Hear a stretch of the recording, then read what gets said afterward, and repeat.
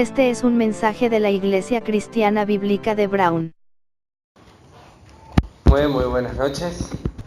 Realmente es hermoso haber podido estar en este tiempo clamando, proclamando, anunciando el mensaje de salvación, el mensaje de la palabra de Dios, lo que la palabra de Dios hace a nuestras vidas, en nuestros corazones. Y que evidentemente todo lo que el creyente necesita para su vida cristiana, valga la redundancia, ¿no es cierto?, es la palabra de Dios. Es la palabra de Dios como aquella fuente de la cual se nutre, fuente de alimento. Pero también es importante y sumamente importante, porque el Señor lo ha establecido así, es la oración. Hemos estado viendo acerca de la oración, hemos hablado un poquito sobre la confesión del pecado y cómo para el Señor es sumamente importante esto. Él lo ha establecido en su palabra y lo ha dejado claramente en su palabra expresado para que nosotros entonces no minimicemos el pecado, ni le cambiemos el nombre, ni lo tratemos como algo indiferente o con indiferencia, sino que lo veamos al pecado así como Él lo veía. Hemos hablado 4 cosas principalmente el miércoles pasado acerca de la confesión, y que tiene la palabra en el original de Primera de Juan 1:9 es homologeo, ¿sí? Homo, que quiere decir, y logeo lo mismo. Al revés, ¿sí? Es al revés. Homo es lo mismo, logeo es decir, ¿sí? Decir lo mismo o ponerse de acuerdo, ¿sí? Hemos observado 4 cosas que involucra la confesión con aquel verdadero arrepentimiento. Habíamos dicho que es decir lo mismo que Dios dice del pecado. En segundo lugar, habíamos visto ver como Dios ve el pecado. En tercer lugar, juzgar al pecado con el mismo juicio que Dios lo juzga. ¿Cuál es ese juicio? La cruz. Es la cruz. Y en cuarto lugar, al ir a la cruz nos lleva consecuentemente al arrepentimiento, que esto es sin lugar a dudas un cambio en la mente, un cambio en el corazón, y vamos a desarrollar algunas cositas más respecto a este tema. Vamos a ver básicamente acerca de el fruto del arrepentimiento, cómo afecta en nuestro estilo de vida. Afecta en nuestro estilo de vida, es decir, en nuestro vivir. Así que vamos a orar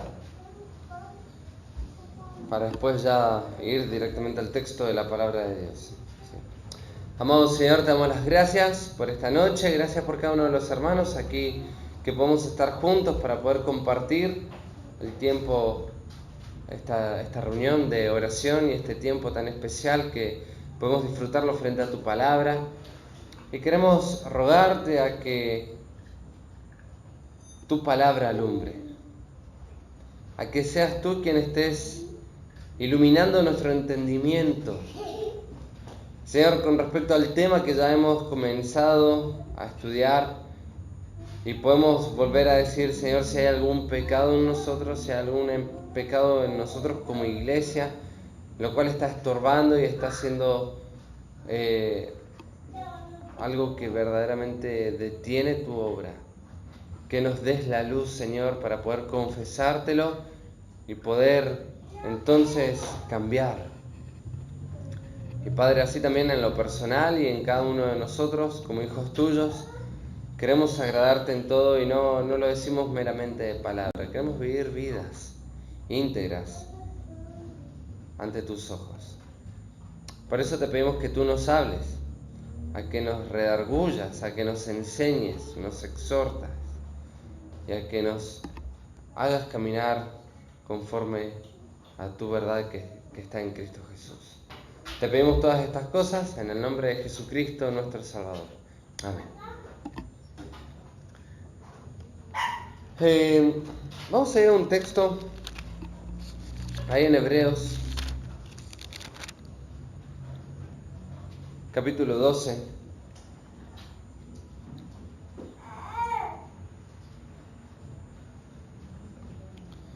Y tenemos que decir que, antes de leer el versículo, que una confesión genuina, tendríamos que poner, es igual a una vida de arrepentimiento. No es solamente a un acto de arrepentimiento, sino a una vida de arrepentimiento. Es decir, el arrepentimiento va a llevar consecuentemente una vida transformada. ¿Se entiende? Ahora, en Hebreos capítulo 12 nos dice el versículo 1: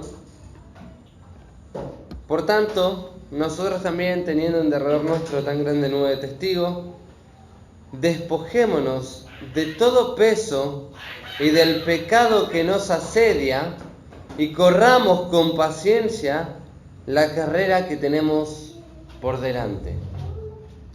Tenemos que entender dos cosas. En primer lugar, acá el autor está mencionando una nube de testigos, ¿sí? Cual, obviamente, ¿qué es lo que hace un testigo? Observa. ¿Está?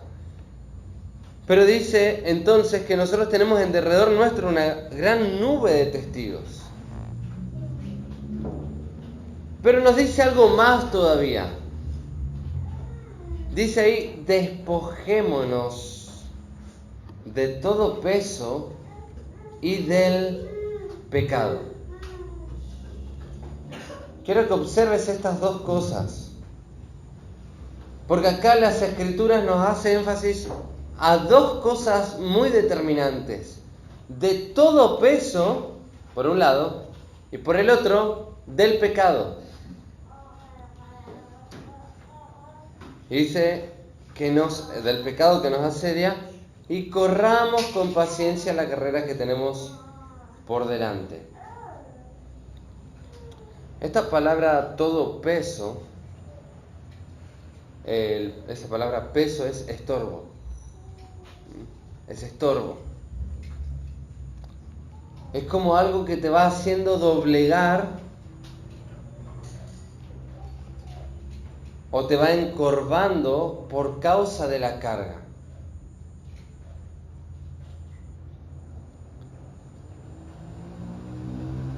Esto es lo que va produciendo un peso extra, y particularmente tiene que ver con algo que no sea, digamos, pecaminoso, puede que no sea pecado, pero que a la larga, consecuentemente por quizás una falta de equilibrio, uno termine doblegado, postrado, encorvado y aún estorbado para poder correr la carrera. ¿A qué nos referimos con esto? ¿A qué se está refiriendo el autor? Es evidente que ese peso, para dar una ilustración, ¿sí? Cuando nosotros, a los que son padres, por ahí les habrá tocado tener que caminar quizás con sus hijos, ¿sí? Quizás hasta la parada o quizás un poquito más. Y cuando al principio uno va bien, pero a medida que empiezan a pasar las cuadras, es decir, los minutos, el tiempo, el chico parece que cada vez va más abajo y nosotros cada vez más chiquititos, ¿no es cierto? ¿Por qué? Porque hay un peso que nos está asediando, hay un peso que nos está encorvando. Es decir, ¿es malo nuestro hijo? No. Es malo el peso que estamos llevando nosotros, porque no camina. Es decir, no está en el lugar correspondiente. Ahora, observa esto es simplemente una analogía, ¿sí? Dice acá las Escrituras de que puede haber algo que no sea malo en sí mismo, pero que nos puede estar estorbando en la vida cristiana. Puede que sea algo que no sea malo, literalmente. Como por ejemplo, en su momento me ha pasado con la música. La música no es mala, pero cuando uno se desmide y empieza y todo lo que hace está alrededor de la música, y hasta descuida el tiempo con Dios, el tiempo de estudio de la palabra, entonces sí es evidente que está siendo un estorbo para mí. Lo mismo puede pasar con un deporte, lo mismo puede pasar con algún hobby, o con algo que te gusta hacer simplemente. ¿Está? Ahora, por eso dice acá, despojémonos de todo peso y del pecado que nos asedia.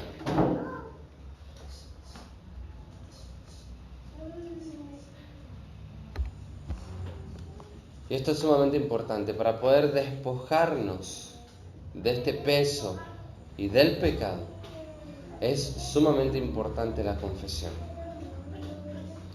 Pero observemos acá el texto que está involucrando una decisión del atleta, una decisión del individuo que está corriendo. Despojate de eso que te está asediando, de aquello que te está estorbando, no te está dejando avanzar como deberías avanzar. Deberías estar creciendo, deberías estar maduro, pero quizás estás en un estado de niñez porque hay estorbos, hay un peso que te está asediando y que no te está permitiendo desarrollarte en tu vida cristiana. Esa es la exhortación que le dice en el capítulo 5, ¿no es cierto? Debiendo ser ya maestros, tengo la necesidad de darles leche nuevamente. Había algo que los estaba estorbando. No era un pecado específico, o mejor dicho, no era un pecado en sí, como decir, eran ladrones, sino que eran cosas que estaban atesorando en su corazón, que habían pasado en lugar de Dios, o al lugar de Dios, o le daban más importancia que a la misma palabra de Dios. Entonces, eso se convirtió en su estorbo, para no crecer. ¿Cuántos hermanos muchas veces hay que se ven detenidos o estorbados en su crecimiento a causa de su amor al dinero? Obviamente, dos males. Primero, porque ama el dinero y está amando eso más que a Dios. Y en segundo lugar, trabaja para poder lograr. El trabajo no está mal, pero cuando se excede, entonces le está haciendo un estorbo. Tiene un pecado y tiene un estorbo. Cuando hay hermanos que están siendo a veces presos de las redes sociales, de los medios de comunicación. A veces no son cosas malas, pero están todo el tiempo ahí. Esclavos parecerían de eso, adictos a eso. Y eso es lo que entonces tenemos que entender como un peso que te puede estar asediando y no te está permitiendo correr, avanzar, crecer en tu vida cristiana.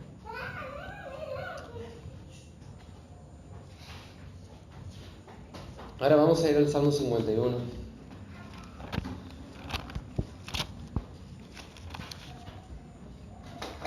Porque acá vamos a ver 5 cosas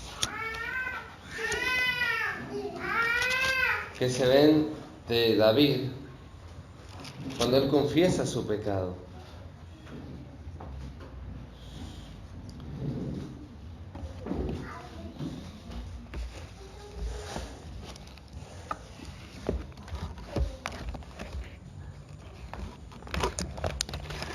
Vamos a leer primeramente el texto, vamos a leer algunos versículos. Primero los 2 primeros versículos del Salmo 51 dice: Ten piedad de mí, oh Dios, conforme a tu misericordia, conforme a la multitud de tus piedades, borra mis rebeliones.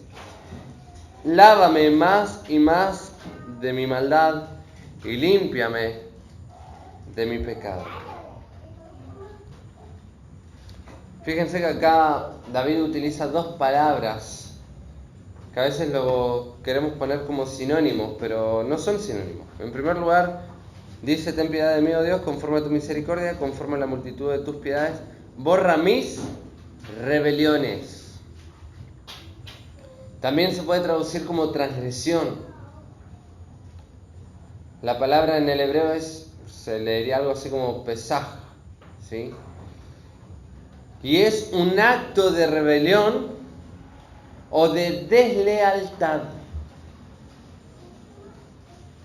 Es como traspasar un límite donde había un letrero que decía: no pases.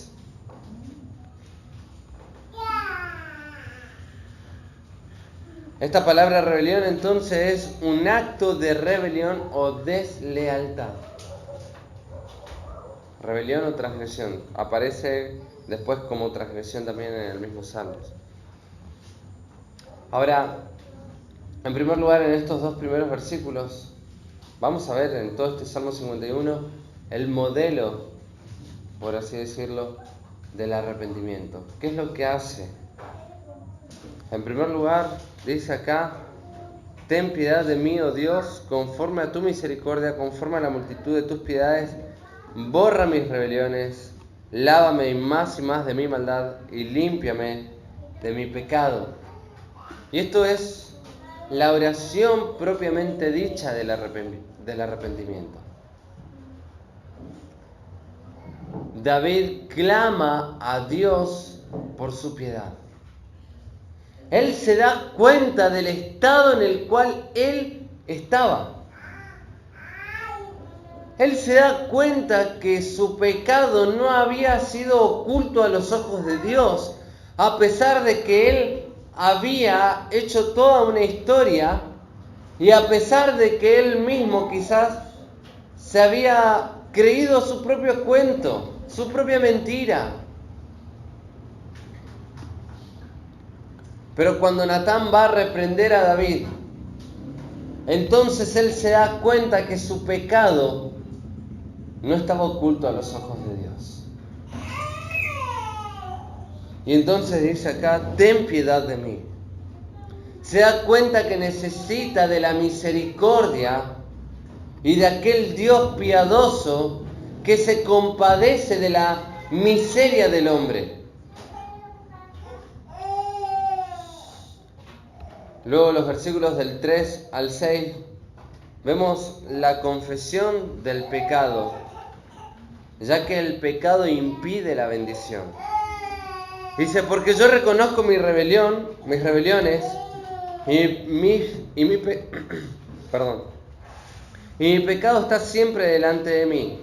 Contra ti solo he pecado, y he hecho lo malo delante de tus ojos, para que seas reconocido justo en tu palabra, y tenido por puro en tu juicio. He aquí, en maldad he sido formado, y en pecado me concibió mi madre. He aquí, tú amas la verdad en lo íntimo, y en lo secreto me has hecho comprender sabiduría. Y ahí entonces está la confesión. Él no solamente reconoce su pecado, y ahí él dice bien claramente: yo reconozco mis rebeliones. Yo reconozco mi transgresión. Reconozco que pasé lo que tú has establecido.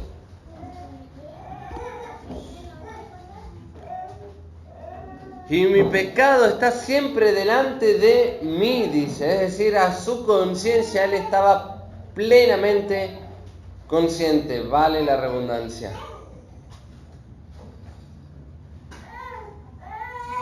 Por eso después dice: contra ti solo he pecado y he hecho lo malo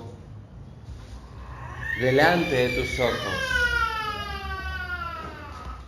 Porque aunque delante de las personas era totalmente justificable lo que él estaba haciendo, ante la ley de Dios, él había transgredido. Y ante los ojos de Dios era un transgresor. Era un rebelde.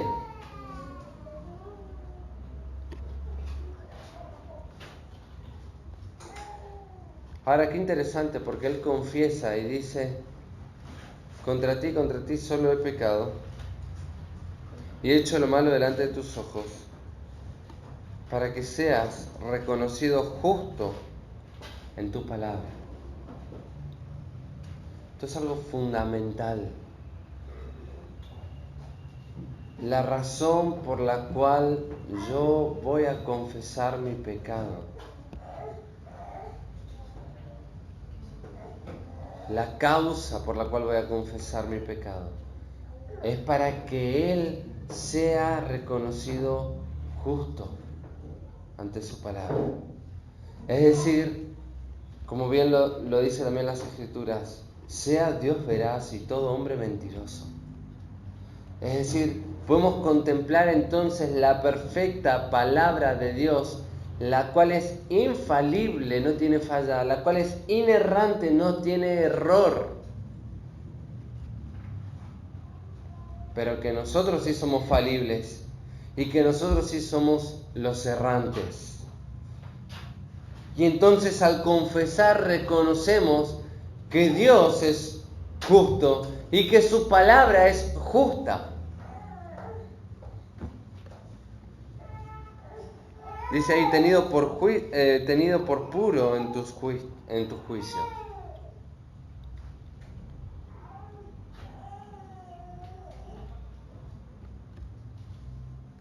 Ahí entonces David confiesa su pecado, porque sabe que el pecado impide la bendición del Señor.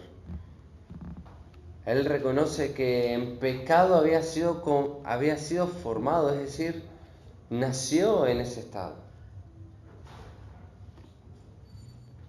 Y reconoce de que Dios ama la verdad en lo íntimo. Pero después, en tercer lugar, la oración de restauración. David quiere que el Señor lo restaure. David quiere que el Señor lo restaure. Y sabe que esto no es un acto instantáneo.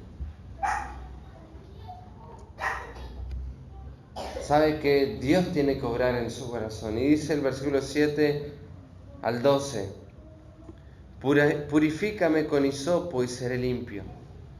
Lávame y seré más blanco que la nieve. Hazme oír gozo y alegría, y se recrearán los huesos que has abatido. Esconde tu rostro de mis pecados y borra todas mis maldades.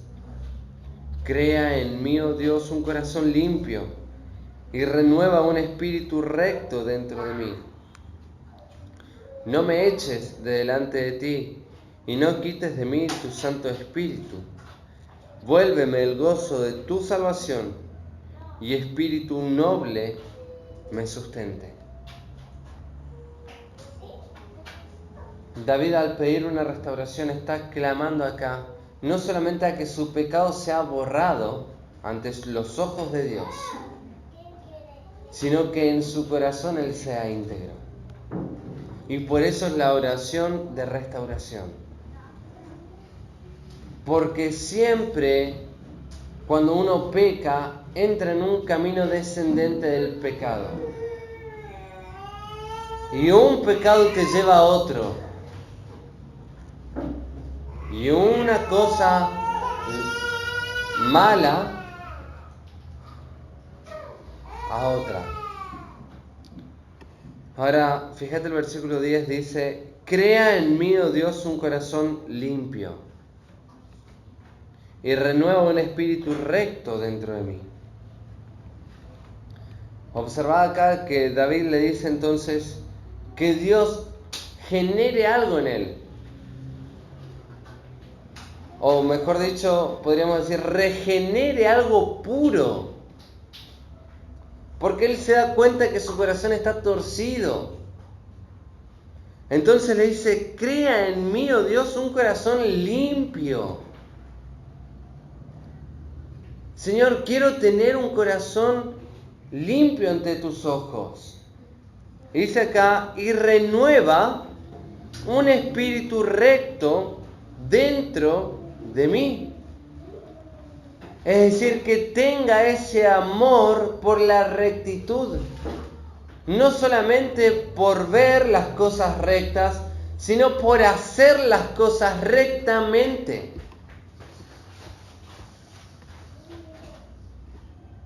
De manera limpia e íntegra. Por eso dice también en el versículo 12: vuélveme el gozo de tu salvación y espíritu noble me sustente.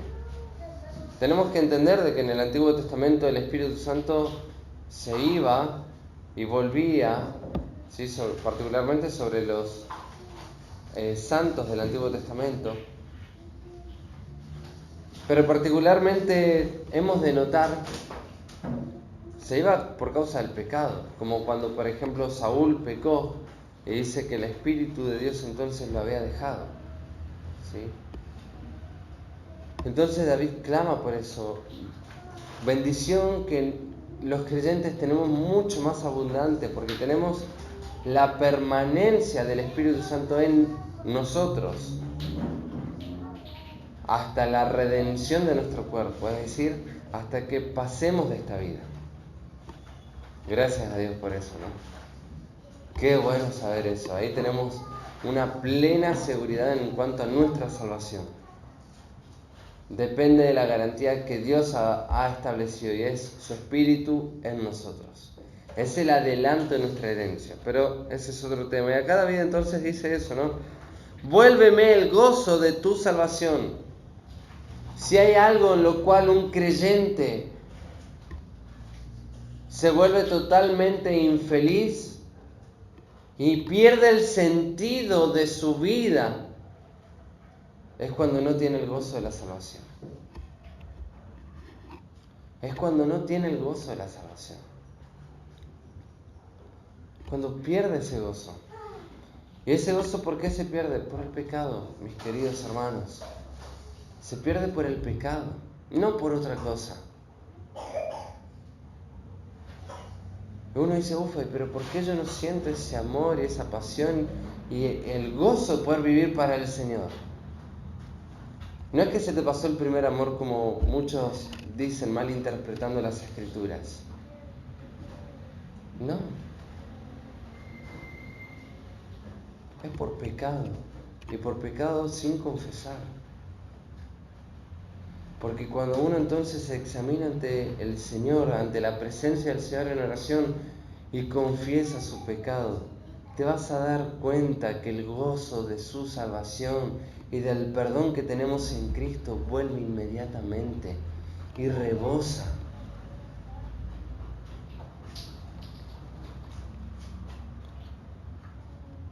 Y dice ahí, espíritu noble me sustente. Es un espíritu voluntario, generoso, de poder para hacer lo bueno. En cuarto lugar, hay una oración de gracia y una petición por las bendiciones de Dios. Los versículos del 13 al 17. Entonces enseñaré a los transgresores tus caminos, y los pecadores se convertirán a ti. ¿Cuándo? Cuando Él haya limpiado su camino, cuando Él haya limpiado su corazón, cuando Él tenga un espíritu recto dentro de sí, va a poder enseñar.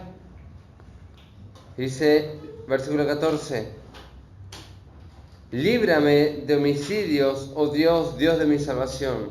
Cantará mi lengua tu justicia. Señor, abre mis labios y publicará mi boca tu alabanza. Porque no quieres sacrificios que yo te daría, no quieres holocaustos. Los sacrificios de Dios son el espíritu quebrantado, al corazón contrito y humillado. No despreciarás tú, oh Dios. Y acá vemos entonces esta oración de gracia en primer lugar. De gracia para que Dios le conceda esa gracia poder enseñar a otros,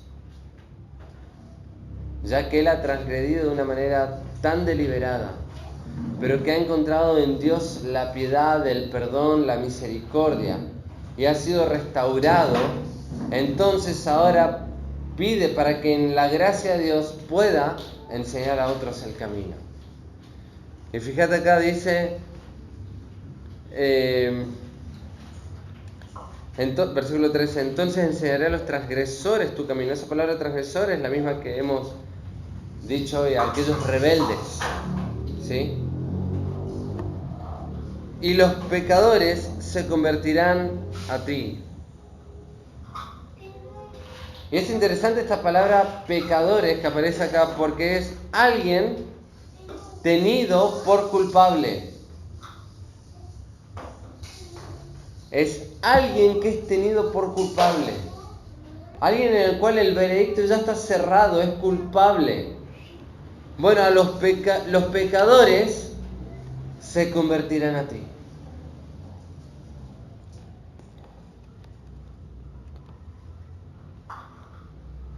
Para avanzar un poquito más, versículo 17 dice, versículo 16, porque no quieres sacrificios que yo lo daría. No quieres holocausto. Los sacrificios de Dios son el espíritu quebrantado. Al corazón contrito y humillado no despreciarás tú, oh Dios. Podríamos decir de que aquí está el eje de todo este salmo. ¿Por qué la oración de David fue oída? Porque él no trató de ocultar. Él no cambió de nombre su pecado, su transgresión, su rebelión. Pero observa acá que dice, los sacrificios de Dios son, es decir, aquello que Dios está deseando del ser humano es esto, son el espíritu quebrantado. Esa palabra quebrantado es derribado, está humillado, no puede sostenerse, está postrado.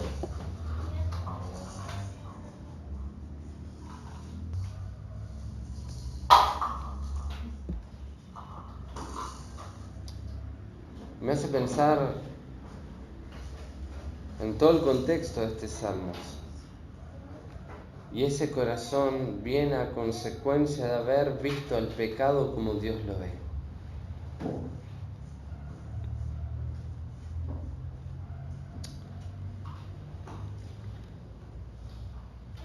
Y cuando vemos el pecado como Dios lo ve, entonces uno queda verdaderamente quebrantado, uno queda derribado. ¿Qué es lo que vas a poder levantar tu mirada a los cielos? Vas a poder hinchar tu corazón y decir, mirá Dios, todo lo que hago, hice mi devocional, estoy cumpliendo con esto, voy a la iglesia. Un corazón quebrantado, queda desplomado.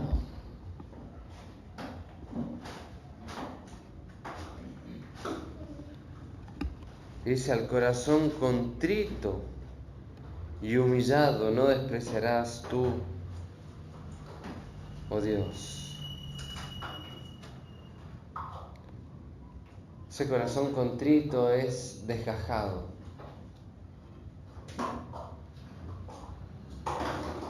Es decir, es la figura cuando se saca literalmente un gajo de un árbol, ¿no?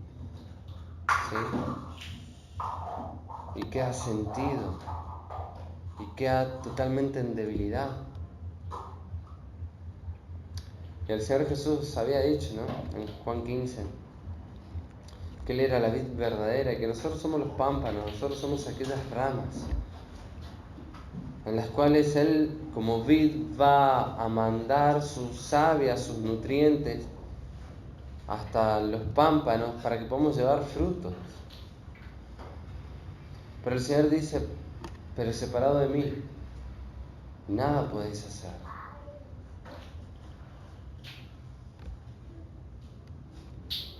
Ahora, cuando nosotros vamos entonces con un corazón desgajado, roto y humillado, ¿sí? Es decir, derrumbado, agachado, dice que Dios no lo va a despreciar.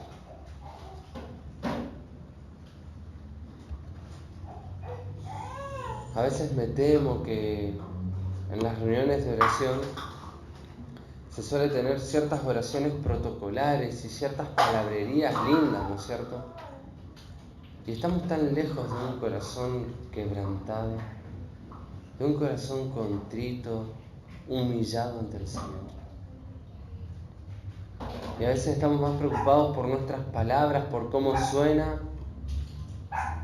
que por llegar clamando sencillamente ante la presencia del Señor. Dicho en otras palabras, y llamándolo como Dios lo llama, eso es hipocresía. Y el Señor dice: no seáis como los fariseos hipócritas, que piensan que por sus palabrerías serán oídos. El Señor quiere este corazón. Es mejor quizás no decir nada que decir que estamos orando vanas palabras,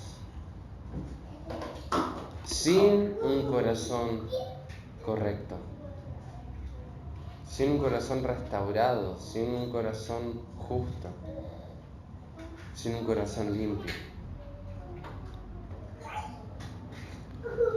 Y por último dice ahí, versículos 18 y 19, haz bien con tu benevolencia a Sión. Y acá vemos entonces que David ora por arrepentimiento y a favor de su nación, es decir, de su pueblo. Él como rey estaba clamando por ellos. Y dice: haz bien con tu benevolencia a Sión, edifica los muros de Jerusalén. Entonces te agradarán los sacrificios de justicia, el holocausto u ofrenda del todo quemada. Entonces ofrecerán becerros sobre tu altar. ¿Acaso no era que él no quería los sacrificios? No. Él no quiere un sacrificio liviano. Él no quiere un sacrificio sin el corazón correcto.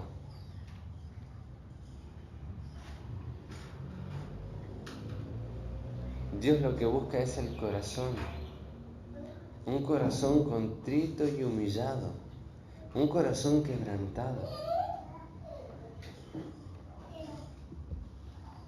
Y como lo dice el Señor también en el profeta Isaías: miraré a aquel que tiembla ante mi palabra. Aquel que tiene un espíritu humilde. Si mal no recuerdo, Isaías 64 era. A ver. O 66. 66:2. Mi mano hizo todas estas cosas, y todas estas cosas fueron, dice Jehová. Pero miraré a aquel que es pobre y humilde de espíritu, y que tiembla mi palabra.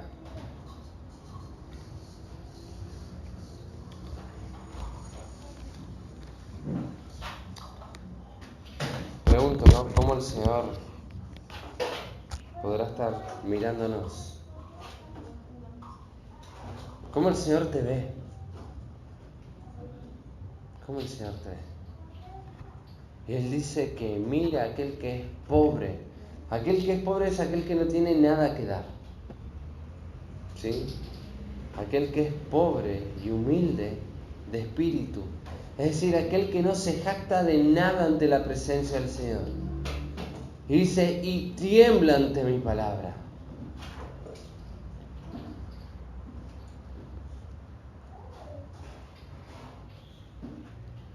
Quiere el Señor darnos este corazón. Un corazón contrito y humillado, quebrantado.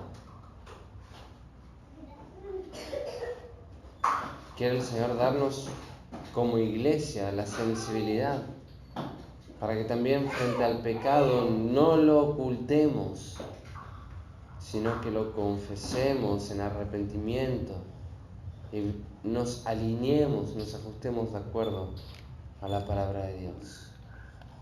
Y esto es algo que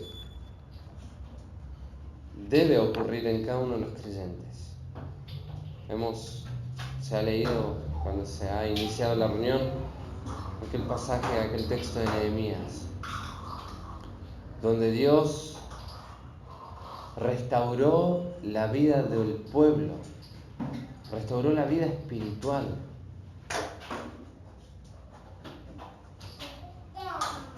Donde los corazones han vuelto al Señor. Los corazones de toda una nación. Pero gracias a que ese volver fue personal y de cada uno. ¿Sabes qué? No pienses que Dios va a obrar de una manera extraordinaria sin una vida transformada, sin tu vida transformada. Y quería nuevamente leerles unas líneas del libro Avivamiento y Plenitud del Espíritu de Horacio Alonso, en la página 75, el último párrafo, y unas líneas más. Dice: no hay duda de que hay una purificación que se vincula directamente con el pecado de aquel cristiano que vive alejado del Señor. Pero también este pasaje pone el énfasis en que hay otra limpieza que tiene que ver con el crecimiento de aquel cristiano que vive en comunión con Dios. ¿Qué significa esta enseñanza sorprendente? Que cuando andamos en luz, se iluminan pliegues muy escondidas de nuestra personalidad, que también necesitan ser sometidos a la luz de Dios para ser limpiados. El andar en la luz aporta más luz. Una luz muy intensa hace falta para descubrir pecados muy sutiles que escapan a nuestra vista, pero que surgen como tales cuando se viven en la cercanía de Dios. Los grandes santos han sido aquellos que han confesado su impiedad y no han ocultado el sentido de indignidad que les ha invadido cuando han frecuentado el trono de la gracia. Además, andar en la luz es cuestión de estar dispuesto a hacer ajustes en la vida, según el Señor lo vaya reclamando. Se nos exhorta a que andemos en luz, como Él está en luz. La medida del ajuste es infinita, porque es la medida de la santidad de Dios. No podemos decir no tengo nada que confesar. Si decís eso es porque estás yendo o viviendo lejos de la luz. Y entonces te animo a que te acerques al trono de gracia, al trono de luz, para que el Señor entonces empiece a efectuar su purificación en tu vida y en tu corazón. Y te vuelvo a reiterar esta frase: la medida del ajuste es infinita, porque la medida es la santidad de Dios. Hasta que no lleguemos ahí, no podemos parar, no podemos dejar de confesar, no podemos dejar de examinarnos. Pero claro que sin lugar a dudas, con un gozo permanente de saber de que tenemos la salvación en Cristo. con ese gozo que es inalterable. Es el gozo de la salvación que tenemos por medio de nuestro Salvador.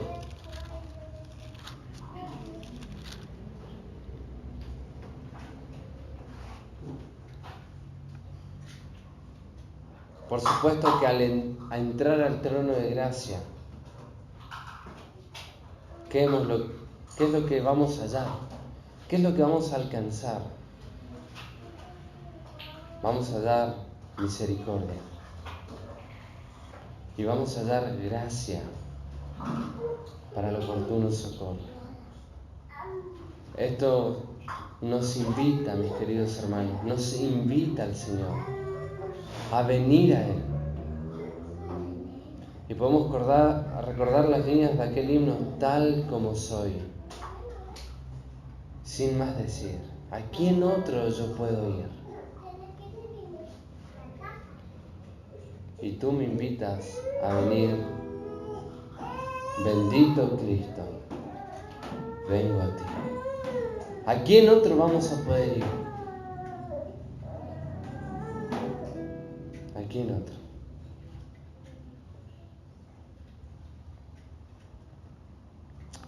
Y quiere el Señor entonces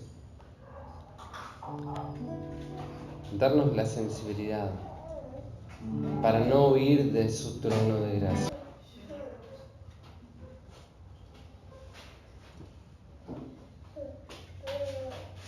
sino para ir a Él, para alcanzar esa gracia tan abundante que tiene para con cada uno de nosotros. Oramos. Señor, frente a tu palabra, no hacemos otra cosa más que temblar, porque vemos lo limpio que eres de ojos para ver el pecado, lo puro y lo santo, lo justo, lo perfecto y lo débil e impuros que somos nosotros. Y no solamente impuros, sino desleales, transgresores, rebeldes, pecadores. Que nuestro propio corazón, Señor, se quiere apartar de ti, ir lejos de ti. Nuestra naturaleza caída no quiere sujetarse a tu palabra, no quiere sujetarse a la voz del Espíritu Divino que has puesto en nosotros, al Espíritu Santo.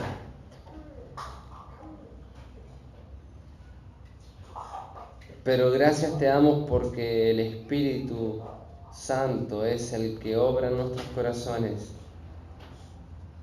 para poder presentarnos a ti, Señor, como un sacrificio vivo, santo, agradable, poniendo todo nuestro ser delante de tu altar para vivir conforme a tu voluntad, para comprobar tu voluntad, la cual es buena, es agradable y es perfecta, para no presentar ya nuestros miembros al pecado, sino presentarnos nosotros, nuestro ser, nuestro cuerpo, nuestras manos, nuestra mente, nuestros sentidos, a ti, Señor, como instrumentos de justicia,